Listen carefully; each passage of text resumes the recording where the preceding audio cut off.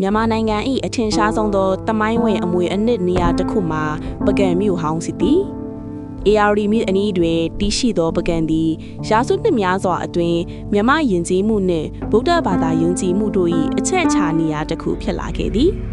ယနေ့အချိန်တွင်ပကံဒေသတစ်လျှောက်တွင်ဖျားစီဒီနှင့်ပထိုးပေါင်း2000ကျော်ခန့်ကျန်ရှိနေပြီးကမ္ဘာပေါ်တွင်အလွန်ထူးခြားသောရှေးဟောင်းယဉ်ကျေးမှုမြို့တစ်မြို့အဖြစ်သတ်မှတ်ခံထားရသည်ပကံမြို့ကိုအထူးတောက်ပစေခဲ့သူမှာအနော်ရထာမင်းကြီးဖြစ်သည်သူသည်စစ်တီယာစုခန့်တွင်ပကံကိုအင်အားကြီးသောနိုင်ငံတစ်နိုင်ငံအဖြစ်တည်ထောင်ခဲ့ပြီးဗုဒ္ဓဘာသာကိုနိုင်ငံတော်ဘာသာအဖြစ်မြင့်တင်ခဲ့သည်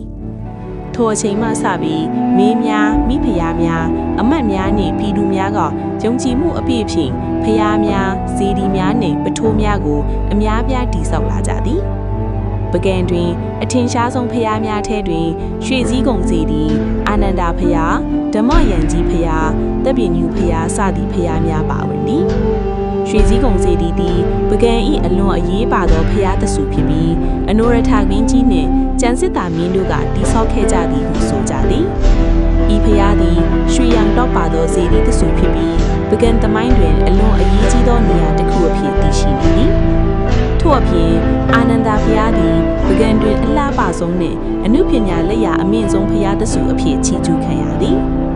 အာနန္ဒာဖုရား၏အတွင်ပိုင်းတွင်ဖုရားလေးစုကြီးရက်တည်ထားသည့်အလွန်ကြီးမားလာသည့်ဖုရားရုပ်တုများကြောင့်လူသိများပါသည်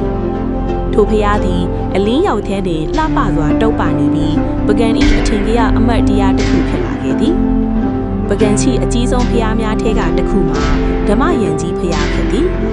ဤဖုရားသည်အလွန်ကြီးမားသောအုတ်ဖုရားကိစုဖြစ်ပြီးအုတ်စီမီအလွန်တီးကြသည့်အတွက်ယနေ့အခြေအထိအံ့ဩဖွယ်ရာတစ်ခုအခြေလူများကလေ့လာနေကြသည်။သမိုင်းအရ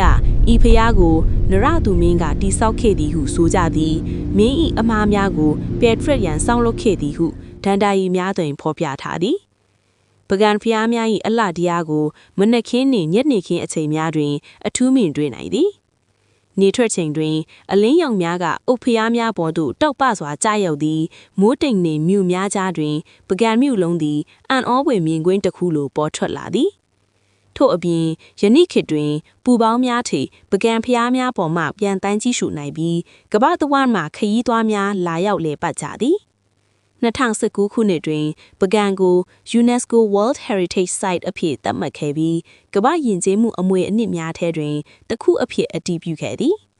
ထိုအချိန်မှစပြီးပကံသည်မြန်မာနိုင်ငံ၏အဖိုးတန်သမိုင်းအမွေအနှစ်တစ်ခုအဖြစ်ကမ္ဘာတစ်ဝန်းမှာပုံမလူသိလာခဲ့ပါသည်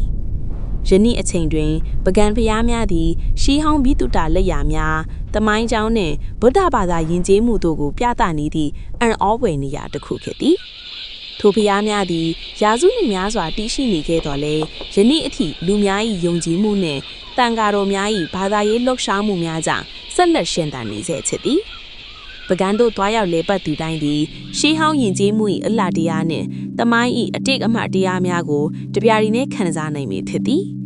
ထို့ကြောင့်ပကံသည်မြန်မာနိုင်ငံ၏အလှဆုံးနှင့်အထူးခြားဆုံးတမိုင်းဝင်မြို့တစ်မြို့အဖြစ်အမြဲတမ်းရပ်တည်နေမည်ဟုဆိုနိုင်ပါသည်